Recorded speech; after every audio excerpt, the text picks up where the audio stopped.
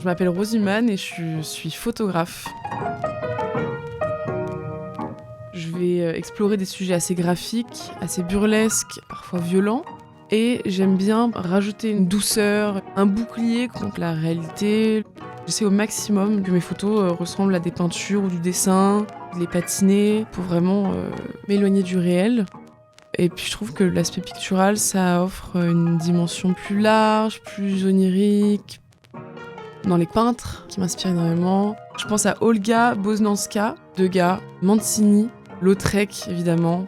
Après c'est plus en dessin, mais Topor, ça reste une énorme inspiration.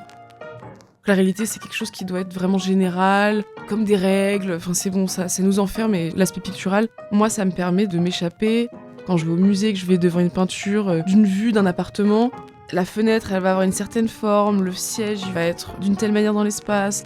C'est tellement incroyable l'effet que ça nous donne, parce que l'artiste y met son âme. J'ai un affect qui est un peu éclaté par rapport à l'histoire avec un grand H. C'est plus instinctif. Il faut aussi que les visages que je photographie aient du caractère. On dirait qu'elle sort d'un bordel ou que lui, il a fait 14-18, quoi.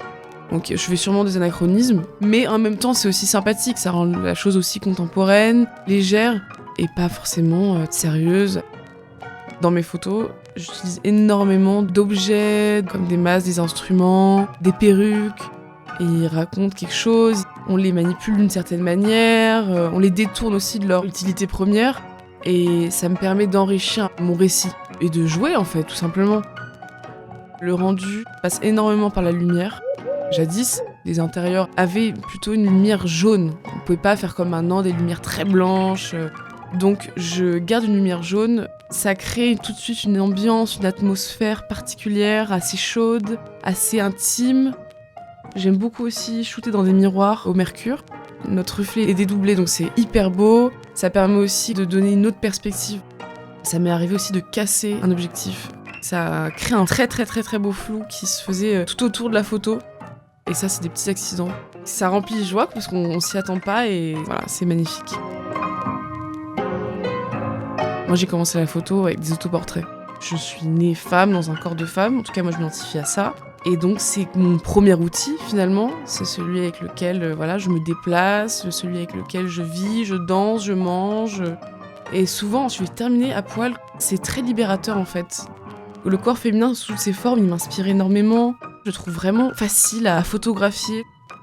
J'ai l'impression de voir la vie dans le corps de certaines personnes et que ça raconte une histoire, c'est par exemple un bourrelet sur le côté, un sein qui pend, une paupière tombante. C'est vraiment un bout de vie. Personnellement, je vais plutôt m'intéresser à des corps qui vont pas rentrer dans les codes d'aujourd'hui.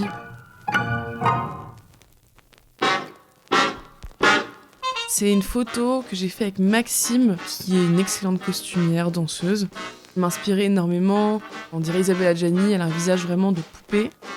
Je lui demande d'enfiler donc un baignoire qui date de 1850, qui est absolument exquis. Une couleur un peu crème ivoire, avec un col un peu à la Pierrot. Du coup, je shoote comme d'habitude dans le miroir parce que j'ai pas assez de recul autrement. Je me mets au-dessus du paravent sur une chaise et elle, du coup, elle est en arrière sur la chaise avec ses cheveux comme ça bouclés blonds. C'était la photo, on en a fait plusieurs, mais celle-ci, c'est vraiment celle qui m'est restée. C'est un autoportrait que j'ai fait en 2023. À l'époque, je faisais beaucoup plus noir et blanc en fait. Ça me passionnait. Le noir et blanc, il donne un côté intemporel, presque mélancolique. Ça essentialise aussi plus le sujet. On peut vraiment mieux se concentrer sur ce qu'on voit. Il y a cette bague que j'avais chinée et que j'avais trouvé trop mignon, parce que les rayures, c'est une obsession qui est d'ailleurs très très très présente dans mon travail. La rayure peut se rapporter aux prostituées, comme aux matelots, aux voyous, aux enfants. Donc c'est synonyme un peu de canaille. Pour le coup, la rayure a énormément de symboles. Cette photo, elle s'appelle « À celle qui est trop gaie ». Le titre, je l'ai repris du poème de Baudelaire. J'adore Baudelaire déjà, une source infinie d'inspiration. Et j'aimais bien l'idée de cette femme complètement libre, ivre, candide. Voilà, il y a un côté très enfantin. On imagine une après-midi comme ça, au soleil, à faire des bulles. On est vraiment dans le moment, dans la douceur de la vie. Ces jours passés au parc comme ça avec ses copains, à courir partout, à jouer à chat. Ouais, c'est la liberté, c'est la fraîcheur, c'est l'enfance.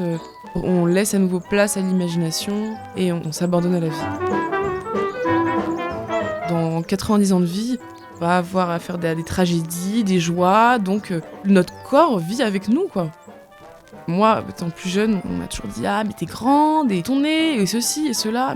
Une fois qu'en fait, on se met face à la caméra et qu'on dit « Voilà, moi je suis comme ça, et ça bougera pas », ça fait du bien.